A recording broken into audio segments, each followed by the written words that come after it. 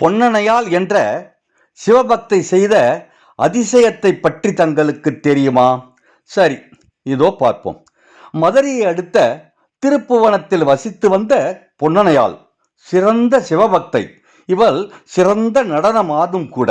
தினமும் வைகையில் நீராடி சிவன் பூவனநாதருக்கு மலர் மாலைகள் சாற்றி பாமாலை பாடி நடனமாடி வழிபட்டு வந்தாள். இறைவன் முன் நடனமாடுவது இவ்வளவு வழக்கம். தனக்கு கிடைக்கும் வருமானத்தை எல்லாம் அன்னதானத்திற்கே செலவு செய்து வந்தாள்.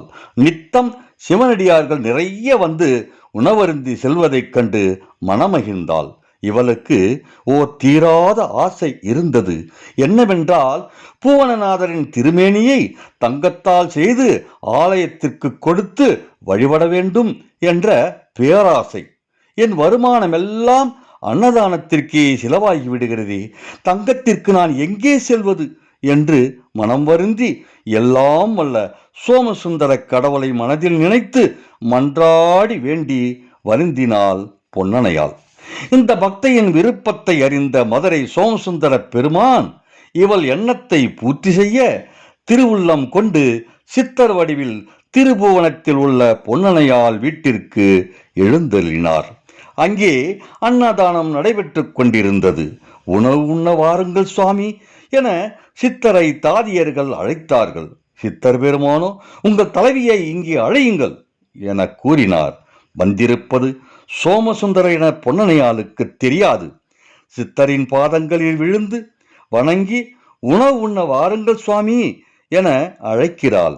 அதற்கு சித்தராக வந்த சிவன், பெண்ணே, உனது முகம் வாட்டத்துடன் காணப்படுகிறதே, உனது மனக்கவலைதான் என்ன என்று கேட்கிறார். அதற்கு பொன்னணையாள், என் தலைவன் திருபுவனத்து இறைவனின் திருவுருவச் சிலையை தங்கத்தில் செய்வதற்கு பேராசை கொண்டு மெழுகினால் வார்ப்பு செய்து வைத்துள்ளேன். அதனை தங்கத்தால் செய்து முடிக்க வழியில்லாமல் தவித்துக் கொண்டிருக்கிறேன் என கவலையோடு கூறினாள். அதற்கு சித்தர், தானத்தில் சிறந்த அன்னதானத்தை நாள்தோறும் செய்து வருகிறாய். உன் பெயருக்கு ஏற்றவாறு இறைவனின் திருவுருவத்தை உன் விருப்பப்படியே தங்கத்தினால் செய்து முடிப்பாய் என வாழ்த்தினார். பின்னர் அவள் வீட்டிலுள்ள உலோக பாத்திரங்கள் எல்லாவற்றையும் கொண்டு வரச் செய்து அதன் மீது திருநீற்றினை தூவினார். இவற்றையெல்லாம் தீயிலிட்டு காய்ச்சுங்கள், இவையெல்லாம் தங்கமாகும் என கூறி மறைந்தார். சித்தராக வந்தது மதுரை சொக்கநாதரே என புரிந்து கொண்டாள் பொன்னணையாள். தனது கவலையை இறைவனே நேரில் வந்து நீக்கினார் என களிப்புற்றவளாகி சித்தர் கூறியபடியே பாத்திரங்களை தீயிட்டு புடம் போட அனைத்தும் பொன்னாக மாறியது.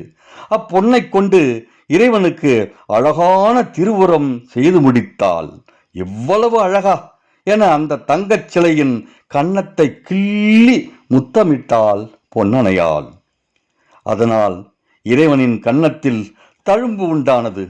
பொன்னணையால் தங்க திருவுருவத்தை பிரதட்டை செய்து விழா நடத்தி இனிது வாழ்ந்து சில காலம் சென்ற பின்னர் சிவபதவி அடைந்தாள்.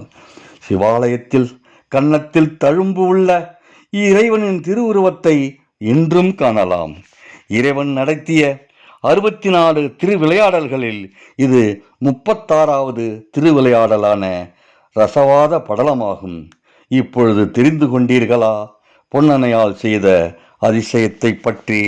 நன்றி, வணக்கம்.